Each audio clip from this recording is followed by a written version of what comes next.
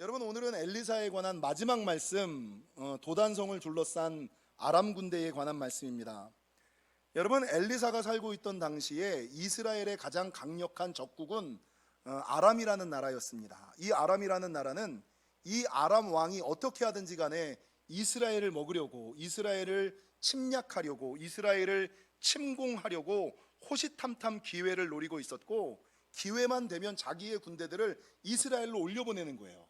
그 나라를 치기 위하여. 그런데 이상하게 아람 왕이 아람 군대를 올려보낼 때마다 이스라엘의 군대가 그 길을 방비하고 경계를 하는 거예요. 한두 번도 아니고 여러 번 이스라엘을 침략하려고 하는 그 어귀에 꼭 이스라엘 군대가 방비하고 경계를 하고 있으니, 야, 이거 도대체 어떻게 되는 거냐?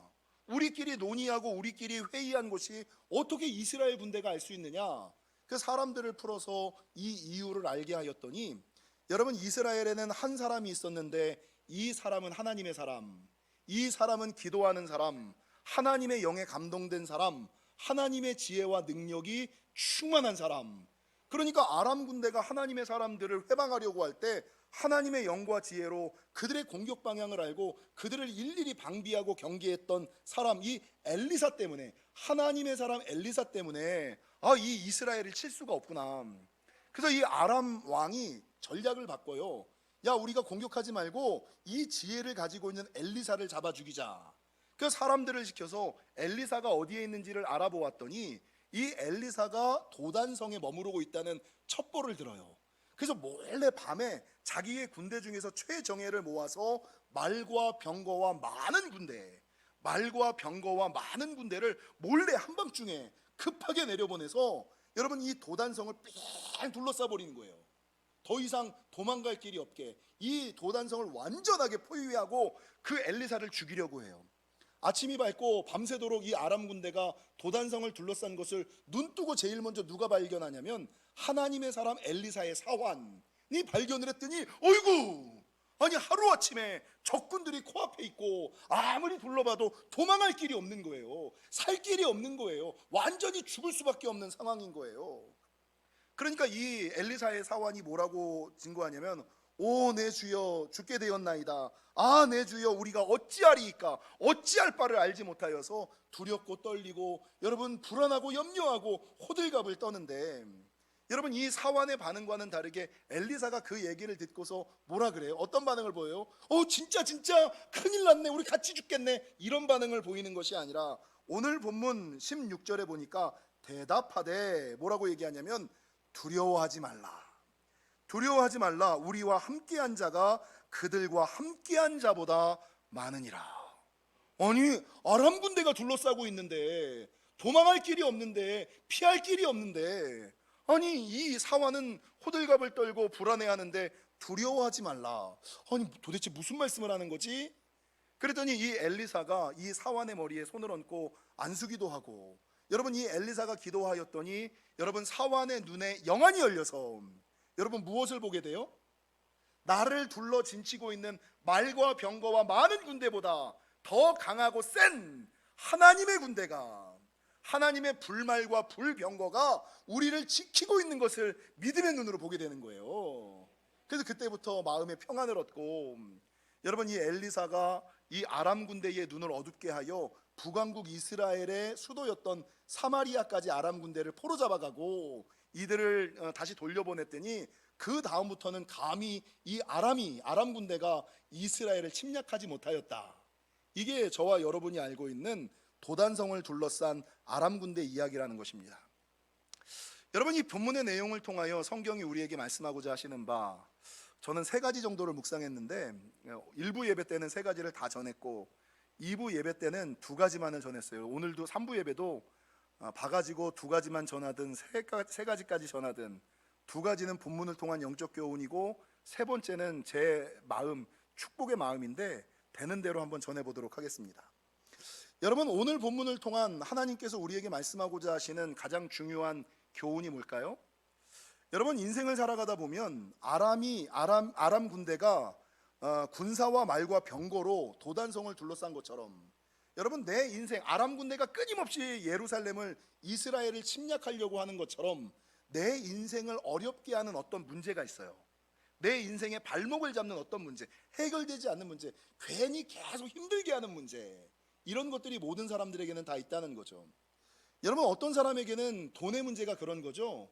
10년, 20년, 30년 예수를 믿어도 이만하면 좀 돈에서부터 자유로울 만한데, 이만하면 좀 건강에서부터 자유로울 만한데, 이만하면 좀 배우자로부터 자유로울 만한데, 이만하면 자녀 문제에서 좀 자유로울 만한데, 여러분 10년, 20년, 30년, 40년을 믿어도 맨날 나를 힘들게 하는, 끊임없이 나를 힘들게 하는 그 문제, 평생 돈 하고 살아가는 사람, 맨날 건강하며 살아가는 사람, 맨날 자녀 하며 살아가는 사람들이 있다는 거죠. 그리고 그 문제, 내 힘과 능력으로 해결되지 않는 그 문제가 어느 순간 아람 군대가 도단송을 포위한 것처럼, 여러분, 내가 조금 힘들고 어려울 때 사단의 장난에 의해서 나를 애워쌀 경우가 있다는 거죠. 그래서 아무리 둘러봐도 그 문제 때문에 죽게 생긴 것 같은, 아무리 생각해봐도 그 문제를 풀 수 있는 방법이 없는 사면초가 백척간두의 상황 가운데 처하는 경우들이 너무나 많이 있다는 겁니다. 여러분, 이런 문제를 만났을 때 우리의 반응들은 어때야 될까? 오늘 본문의 게하시는 어떤 반응이었어요? 여러분, 도단성을 둘러싼 아람 군대를 보면서 불안과 염려와 걱정과 근심과 죽겠네 호들갑을 떠는 신앙이었어요. 근데 여러분, 하나님의 사람 엘리사는 어땠어요? 오히려 평안하고 주변에 호들갑 떠는 사람들까지도 안정시키며 두려워하지 말라. 여러분, 평안하고 담대한 신앙을 가지고 있었다는 거죠. 여러분, 인생의 문제 앞에서 어떻게 하나님의 사람 엘리사처럼 담대할 수 있을까요? 오늘 엘리사가 담대할 수 있었던 맨 처음에 이 사환도 두려움이 가득하다가 다시 평안을 찾을 수 있었던 비결이 뭐예요? 오늘 본문에서 무엇이 열렸기 때문에? 영안이 열렸기 때문이다. 그러니까 육신의 눈으로 상황과 환경과 문제를 보면, 여러분, 이 사환처럼 이 가슴에 두려움이 가득 차요. 오늘 새벽에 제가 말씀을 준비하려고 인터넷을 딱 켰더니 제일 먼저 뜬 게 뭐냐면 탤런트 송재호 씨의 죽음에 대한 게 기사가 딱 떴더라고요. 근데 그 순간에 제가 이런 말씀을 묵상해서 그러는데 제 안에 두려움이 확 접한 거예요. 나도 죽을 텐데? 죽으면 어떻게 되는 거지? 내 남아있는 교회와 가족들은, 자녀들은, 아내는, 이 두려움이, 여러분, 모든 사람들은 인생에 자기 힘으로 해결할 수 없는 문제 앞에서 두려움에 잡힌다고요. 근데 이 두려움에 잡힌 사람은 어떤 사람이냐? 상황과 환경과 문제를 육신의 눈으로, 세상의 눈으로, 여러분, 인간의 눈으로 바라보는 사람들. 반면에 영안이 열렸던 이 하나님의 사람의 사환과 엘리사는 무엇이 열린 거예요? 영안이 열리니까 상황과 환경과 문제를 인간의 눈과 세상의 눈으로 바라보는 것이 아니라 하나님의 눈과 믿음의 눈으로 바라보아. 그래서 아침에 제가 잠깐 이 죽음의 문제 때문에 가슴이 이렇게 흔들렸는데, 여러분, 이 두려움을 무엇으로 덮는 거예요? 하나님이 주시는 평안으로 덮는 거예요. 믿음으로 잡는 거예요. 그래서 이제 관계없어, 하나님이 지키실 텐데, 하나님이 돌보실 텐데. 여러분, 문제는 여전히 우리 앞에 있지만 그 문제 가운데 두려워할 것인가, 평안할 것인가? 두려워하는 사람은 육신의 눈으로 세상을 바라보는 사람이고, 평안한 사람은 영의 눈으로 세상을 바라보는 사람이다. 여러분, 영안이라는 것이 무엇입니까? 영안은 육신의 눈이 아닌 영의 눈. 영의 눈이라는 것은 믿음의 눈으로, 하나님의 눈으로 바라보는 것, 이게 영안이 열렸다, 이렇게 얘기를 하는 거예요. 근데 성경에 보면 영안이 열린 사람과 육안이 열린 사람들이 있어요. 영안이 열린 사람과 육안이 열린 사람. 출애굽기 14장에 보면 이스라엘 백성들이 애굽을 나와 광야로 가는데, 문제는 광야로 가기 전에 앞에 뭐가 있어요? 홍해가 가로막고 있는 거예요. 홍해가 넘실넘실 걸어서 넘어가지 못하는데, 문제는 뒤에서 누가 쫓아와요? 애굽의 강한 군대가 쫓아오는 거예요. 홍해는 못 건너고 강한 군대는 쫓아와서 언제 죽을지 모르는 상황, 사면초가 죽기만을 기다리는 그 상황 가운데 이스라엘 백성들이 뭐라 그래요? 왜 당신이 우리를 이끌어와서 여기서 죽게 만드느냐? 차라리 애굽에 있었던 것이 더 나을 뻔했다. 그러면서 여러분, 원망하고 불평하고 호들갑을 막 불안해서 호들갑을 막 떨잖아요, 이스라엘 백성들은. 근데 모세는 어떤 반응이었습니까? 출애굽기 14장 13절에 보니까 모세가 이렇게 얘기를 합니다. 모세가 백성에게 이르되 너희는 두려워하지 말고 가만히 서서 여호와께서 오늘 너희를 위하여 행하시는 구원을 보라. 너희가 오늘 본 애굽 사람을 영원히 다시 보지 아니하리라. 여러분, 도단성을 둘러싼 아람 군대의 문제 앞에 여러분, 하나님의 사람의 사화는 두려워 떨었고 엘리사는 평안하고 담대하였고, 홍해와 애굽 군대의 문제 앞에서 이스라엘 백성들은 불평하고 원망하였고, 모세는 담대하고 평안하였어요. 신약 성경에도 이런 장면이 나오는데, 여러분, 마태복음 8장, 마가복음 4장, 누가복음 8장에 동일한 사건이 기록되는데, 이 사건이 어떤 사건이냐면 예수님과 예수님의 제자들이 갈릴리 바닷가를 건너가는 장면이에요. 근데 배를 타고 갈릴리 바닷가를 건너가는데 문제는 그 밤에 큰 광풍이 일어요. 미친 바람, 큰 광풍이 불어. 여러분, 이 파도가 넘실거리고 이 물이 배 위로 다 들어오는 거예요. 여러분, 배에 물이 차면 어떻게 돼요? 꼬르륵 빠져 죽는 거거든요. 여러분, 그 상황 가운데 제자들의 마음이 어때요? 아니, 예수님이 옆에서 보니까 예수님이 주무시고 계시니까 죽게 됐다고 호들갑을 막 떠는 거예요. 아이고, 죽게 생겼네. 아이고, 죽게 생겼네. 좀 전까지 기적을 베푸셨던 하나님 예수 그리스도의 능력을 의지하지는 않고 불안하여 염려하여 예수님을 막 깨워요. 예수님 지금 일어나 봐요. 물이 넘실거려요. 광풍이 불어요. 우리가 죽게 생겼어요. 여러분, 그때 예수님이 뭐라 그래요? 한마디 하시죠. 어찌하여 무서워하느냐. 여러분, 인생의 문제 앞에서 사환처럼 무서워하는 사람, 두려워하는 사람이 있는가 하면 평안하고 담대한 사람이 있어요. 여러분, 어떤 사람입니까? 재밌는 것은 제자들이 그렇게 불안하고 염려하고 두려워하고 있을 때 예수님은 평안하고 담대하게 일어나서 바다를 꾸짖으시고 광풍을 꾸짖으시는 거예요. 그러니까 그 바다가 잔잔해지고, 그때 예수님이 이 제자들에게 뭐라고 얘기하냐면요, 참 재밌는 말씀을 하세요. 마가복음 4장에서는 제자들에게, 불안하여 두려워 떠는 제자들에게, 왜 너희가 이렇게 믿음이 없냐? 아니, 내가 같이 있는데도 그걸 못 믿겠어? 왜 믿음이 이렇게 없느냐? 마태복음 8장에서 뭐라 그러냐면 믿음이 작은 자들아. 여러분, 인생의 문제 앞에 불안하고 두려운 사람들은 어떤 사람이에요? 믿음이 없거나 믿음이 작은 사람들. 아람 군대와 같은 문제 앞에서 여러분, 믿음이 없거나 믿음이 작은 사람들, 그러니까 영안이 열리지 않은 사람들, 육안으로 세상을 바라보는 사람들, 자기 생각으로 문제를 파악하는 사람들, 세상 방법으로 모든 것들을 해결해 나가려고 하는 사람들. 그래서 여러분, 예수님께서 뭐라 그러냐? 너 내 믿음이 없, 야, 너 제자잖아.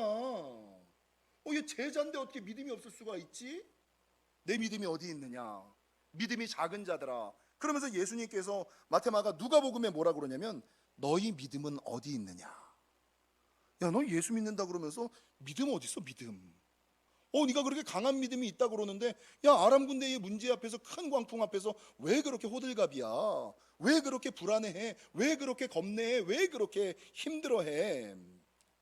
여러분, 인생의 문제 앞에서 두려움을 갖는 거, 겁을 먹는 거, 이것은요, 믿음이 없거나 믿음이 작거나 영안이 열리지 않고 육신의 눈으로 바라보기 때문임을 기억하시고, 바라는 것은 여러분, 인생의 문제 앞에서 게하시처럼 이스라엘 백성들처럼 예수님의 12 제자처럼 두려워 떠는 신앙이 아니라, 여러분, 엘리사처럼, 모세처럼, 예수님처럼 평안하고 담대할 뿐만 아니라 주변 사람들까지 좀 다독다독거려. 야, 괜찮아. 에이, 주님 계시는데 뭐. 그런 믿음의 사람 되시기를 주님의 이름으로 간절히 축원합니다. 여러분, 말씀을 묵상하다가 이 영안에 관련된 글을, 근데 이게 사실은 영안에 관련된 글은 아니에요. 근데 그럼에도 불구하고 약간 조금 연관성이 있어서 너무 좋은 글이 하나 있어서 제가 지금 소개를 하려고 그러는데, 여러분, 어떤 남자가 좀 못생기고 얼굴에 점이 많은 점박이 남자가 있었어요. 못생기고 얼굴에 점이 많았던 점박이 이 사람이 결혼을 했어요. 근데 결혼을 하고 나서 결혼 생활을 쭉 하던데 아이가 태어나서 이 아들이 유치원을 다닐 때까지는 대부분의 아들들이 그런 것처럼 자기 아버지가 최고인 건 줄 알잖아요. 우리 아들도 내가 최고인 줄 알아요. 내가 설교 제일 잘하는 줄 알아. 내가 기도 제일 많이 하는 줄 알아. 사실은 아닌데, 웃으라고 하는 소리인데, 진짜 그렇습니다. 어찌됐건 그래요. 갑자기 말하기가 싫으네. 이 아들도 초등학교 다닐 때까지, 유치원 다닐 때까지만 해도 자기 아버지가 제일 멋있고 제일 훌륭한 줄 알았거든요. 근데 초등학교를 다니면서부터 다른 아빠들이랑 비교를 해보니까 우리 아빠는 너무 못생기고 얼굴에 점이 너무 많아. 왜 다른 아빠들처럼 잘생기지 않았지? 왜 다른 아빠처럼 멋있지 않지? 그래서 한참을 고민하다가 힘겹게 아빠는 왜 그렇게 얼굴에 점이 많아? 이걸 물은 거예요. 이런 질문 자녀들한테 받아본 적 있으시죠? 저도 있거든요. 근데 그 얘기를 딱 들으면 이거 어떻게 말해야 될지 전혀 모르겠잖아요. 근데 이 아빠가 어떻게 대답했는지 아세요? 야, 너 엄마한테 얘기 못 들었구나. 무슨 얘기? 야, 아빠가 결혼 전에 정말 잘생기고 아주 멋있었어. 그러니까 수많은 여자들이 아빠를 보기만 하면 서로 결혼하려고 점 찍기 시작했어. 근데 너무 많은 여자들이 점을 찍어가지고 아빠가 점박이가 된 거야. 제가 이 얘기를 듣는데, 이야, 이 아빠 정말 멋있다. 이 아빠 정말 대단하다. 대단하다. 제가 우리 아들한테 맨날 하는 말이, 아빠가 조금만 더 날씬했으면 아빠가 큰일 나거든. 그래서 하나님께서 아빠가 일부러 안 빼는 거야. 네, 이것도 웃으라고 한 얘기예요. 여러분, 이 예화에 나오는 것은 사고의 전환이에요. 사고의 전환, 생각의 전환이에요. 근데 영안이 열린다는 것은 생각의 전환과 사고의 전환과는 전혀 다른 거예요. 사고의 전환은 아닌 것을 기라고 믿는 거거든요. 근데 영안이 열린다는 것은 뭐예요? 믿음의 눈으로 믿고 그 믿은 대로 되는 것, 이게 영안이 열리는 거예요. 내 믿음대로 되리라, 내가 믿는 대로 되리라. 이게 영안이 열린다는 것의 의미라는 거죠. 재밌는 것은요, 신앙생활을 하시다 보면 좀 영안이 좀 열리셔야 되거든요. 근데 성경에 눈이 밝아져라는 단어가 동일하게 두 군데서 나와요. 하나는 창세기 3장에 보니까 눈이 밝아져라는 표현이 있고, 누가복음 24장에 눈이 밝아져, 창세기 3장 7절에 눈이 밝아져, 누가복음 24장 31절에 눈이 밝아져라는 동일한 표현이 나와요. 근데 창세기 3장에 눈이 밝아져라는 것은 어떤 뜻이냐면, 창세기 3장의 내용을 아시죠? 하나님께서 아담과 하와를 에덴 동산에 두셨는데, 에덴 동산에 두시면서 선악을 알게 하는 나무는 따먹지 말아라. 근데 이 뱀이 이 사람을 꿰는 거예요. 그러니까 사람이 그 얘기를 듣고 호기심을 이기지 못해가지고 그 낼름 따먹었다가 성경에 보니까 창세기 3장 눈이 밝아져 자신들이 벗은 줄을 알고 무화과 나무 잎을 엮고 치마를 삼았더라. 여러분, 눈이 밝아져 자기들이 벗은 줄을 알고 이 선악을 알게는 나무를 먹고 열매를 먹고 눈이 밝아지니까 사리분별이 되는 거예요. 합리적으로 생각하는 거예요. 있는 그대로 생각하는 거예요. 객관적으로 생각하는 거예요. 근데 여기서 눈이 밝아졌다는 것은 무슨 의미예요? 영안이 열렸다는 얘기예요? 아니죠. 하나님께서 처음 하나님을 볼 수 있는 그 영안을 줬는데, 그 영안은 다치고 뭐가 열렸냐면 합리적으로, 논리적이고, 객관적이고, 이성적이고, 여러분 과학적으로 볼 수 있는 육신의 눈이 열렸다는 얘기예요. 육신의 눈이 밝아져, 눈이 밝아져, 육신의 눈이 열렸다는 얘기예요. 합리적이긴 해. 자기가 벗은 것을 보고 부끄럽고 믿음의 눈 같지 않은데. 근데 누가복음 24장에는 어떤 장면이 나오냐면, 예수님이 십자가에 달려 돌아가시고 나서 부활하셨는데 그 소식을 들었던 예수님의 제자 중에 두 명이 엠마오로 내려가는 사건. 근데 엠마오로 내려가는데 예수님께서 그들과 동행을 하죠. 근데 예수님이 동행하면서 수없이 얘기를 했음에도 불구하고 이 사람들은 눈이 어두워서 예수님이 예수님인 줄 모르는 거예요. 근데 예수님께서 축사하시고 떡을 떼어 주었더니 이 사람들의 눈이 밝아져. 성경을 읽어보면 누가복음 24장 눈이 밝아져 그인 줄 알게 되었더라. 누가복음 24장 31절. 눈이 밝아져서 예수님이 예수님이었구나. 나와 동행하셨던 그분이 예수님이셨구나. 내가 믿었던 것들이 진짜였구나. 여러분, 창세기 3장에 눈이 밝아진 것은 육신의 눈이 밝아진 건데, 누가복음 24장에 눈이 밝아졌던 것은 뭐예요? 영안이 열린 거예요. 영안이 열리니까 예전에는 믿지 못하던 것, 예전에는 보지 못하던 것, 예전에는 알지 못하던 것, 예전에는 할 수 없었던 것, 그것들이 되어지는 놀라운 역사가 있었다. 그러면 이 동일하게 눈이 밝은 사람, 어떤 사람도 어떤 사람은 육신의 눈이 밝아지고, 어떤 사람은 영안이 밝아지고, 어떤 사람은 게하시처럼 반응하고, 어떤 사람은 엘리사처럼 반응하고, 어떤 사람은 모세처럼 반응하고, 어떤 사람은 이스라엘 백성들처럼 반응하고, 어떤 사람은 예수님처럼 반응하고, 어떤 사람들은 제자들처럼 반응하는데, 여러분, 언제 영안이 닫히고 육신의 눈이 열리고, 언제 육신의 눈이 닫히고 영안이 열리는지 아세요?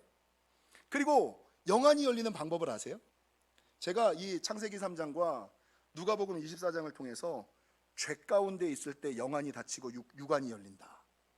회개하지 않은 죄가 있을 때, 죄 가운데 빠졌을 때 하나님이 그동안 열어주셨던 영안이 닫히고 여러분 육신의 눈, 합리적이 되는 거예요. 그래서 여러분, 우리 목사님 맨날 얘기하셨던 게 뭐예요? 첫 생각은 성령의 생각, 두 번째 생각은 내 생각, 세 번째 생각은 세상과 사단의 생각. 여러분, 맨 처음에는 성령의 감동이 있는데 그 다음부터는 여러분 자기 생각하는 거예요. 근데 그 생각이 얼마나 잘 맞아. 너무 합리적이고 과학적이고 이성적이고 논리적이죠. 시대의 흐름과 딱 맞죠. 모든 사람들이 그렇게 살아가죠. 근데 그 생각은 누구 생각이에요? 성령의 생각이 아니라 내 생각이고 사단의 생각이에요. 여러분, 교회 안에서도 합리적이고 논리적이고 과학적이고 세상의 흐름을 이야기하는 남자들과 여러분 가진 것도 아무것도 없고 아는 것도 아무것도 없는데 목사님 기도하면 돼요. 여보, 우리 예배하면 돼. 이게 뭐 이런 여자들이 있는 이유가 뭐예요? 믿음의 눈이 열린 거예요. 육신의 눈은 좀 떨어져. 시사를 읽지 못하고 시류를 읽지 못하고 세대를 분별할 수는 없어. 내가 뭐 돈에 가지고서 경제적으로 탁월하지는 않아. 그런 남자들은 경제적이고 시대와 시류를 잘 읽는다면 여자들은 뭐가 열린 거예요? 영안이 열려서. 그래서 여러분, 죄를 지었을 때 영안이 닫히고 육신의 눈이 열리고 합리적이고 과학적으로 되고, 여러분 주님 안에 있을 때, 주님과 동행할 때 영안이 열린다.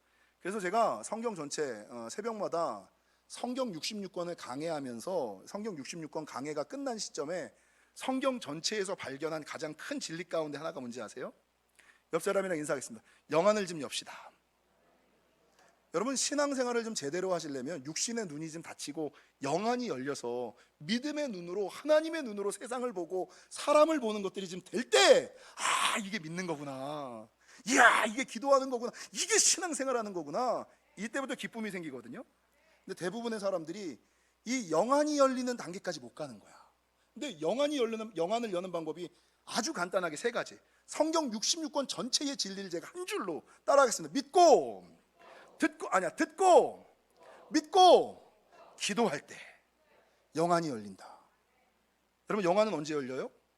듣고 믿고 기도할 때. 근데 여러분, 남자든 여자든 다 듣고 믿기는 하잖아요. 근데 남자와 여자, 교회가 여성들이 많이 주관하는 이유는 뭐예요? 남자들이 듣고 믿는 거, 아는 거는 더 많아. 근데 뭐를 안 해요? 남자들이 대부분 기도를 안 하잖아. 실제적인 기도가 없잖아요. 근데 영안은 듣고 믿고, 뭐 듣고 믿고는 아는 거잖아요. 근데 영안은 언제 열려요? 마지막 기도할 때. 엠마오로 내려가는 두 제자에게 축사하시고 떡을 떼어 주었더니 그가 예수인 줄 알더라. 축사가 뭐예요? 여러분, 기도와 감사할 때. 이거는 이제 제가 다른 설교였던데, 감사하는 마음과 기도할 때 영안이 열리는 거예요. 그래서 남자들, 교회가 여자들이 세상에서 볼 때는 좀 부족하고 모자르고 산술적이지 않고 막 이래. 앞뒤가 안 맞아. 근데 그럼에도 불구하고 하나님께서 교회를 여성 중심으로 이끌어가는 이유가 뭐예요?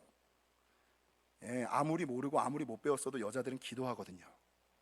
새벽을 구별하거든요. 하나님 앞에 예배하거든요. 남편들은 많이 알기는 하는데 육신의 눈은 탁월한데 무슨 눈이 없어요? 영안이 안 열린 거예요. 왜? 영안은 오직 듣고 믿고 기도할 때만 열리니까.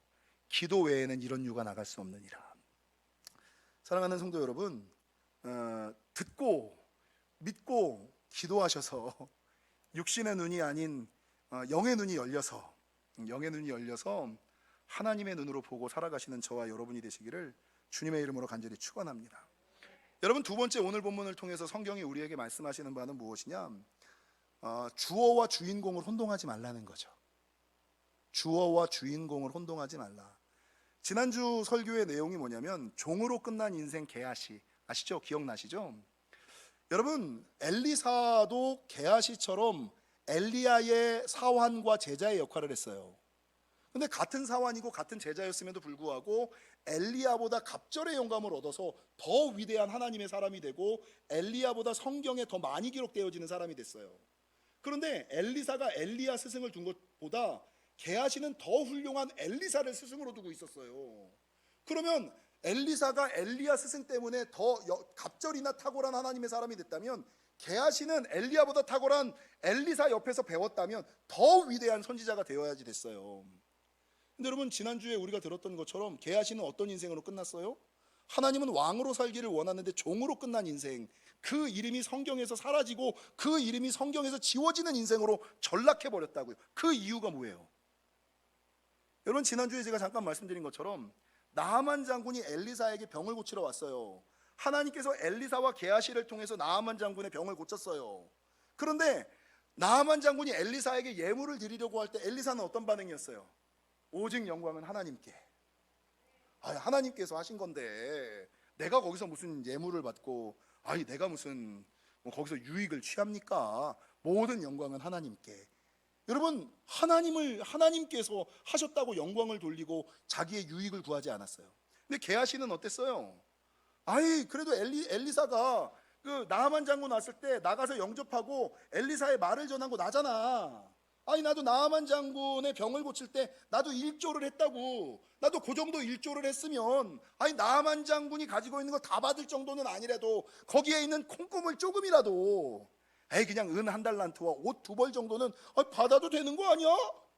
나도 교회 일을 그렇게 많이 했는데, 나도 그만큼 헌신했는데, 그 정도쯤이야. 이 차이예요. 여러분, 많은 사람들이 착각하고 혼동하지 말아야지 되는 것 가운데 한 가지가 뭐냐? 하나님의 사람 사환의 눈을 영안을 누가 열었어요? 사환의 영안이 누가 연 거예요? 여러분, 성경 오늘 본문 17절에 보니까 기도하여 이르되, 누가 기도했어요? 엘리사가 기도한 거라고요. 엘리사가 기도하여 이르되 여호와여 원하건대 그의 눈을 열어서 보게 하옵소서. 엘리사가 열어서 사환의 눈을 열었다고요.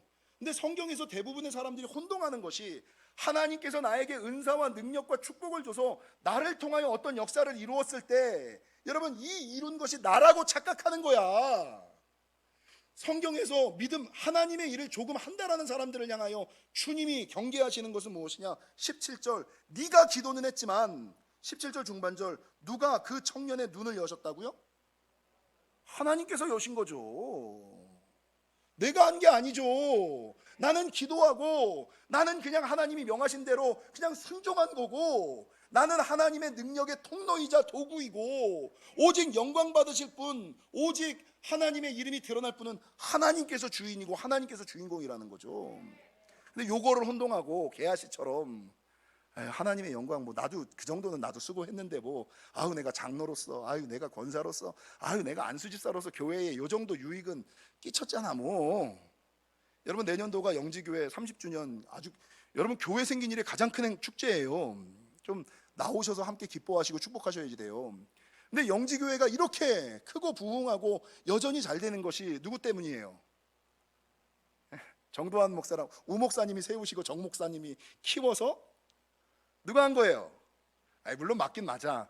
우 목사님께서 세우시고 제가 키운 건 맞아. 근데 그 주인이 누구예요? 하나님이 하신 거죠. 그러면 여러분, 이 창립 30주년에 우리가 뭘 해야 돼요?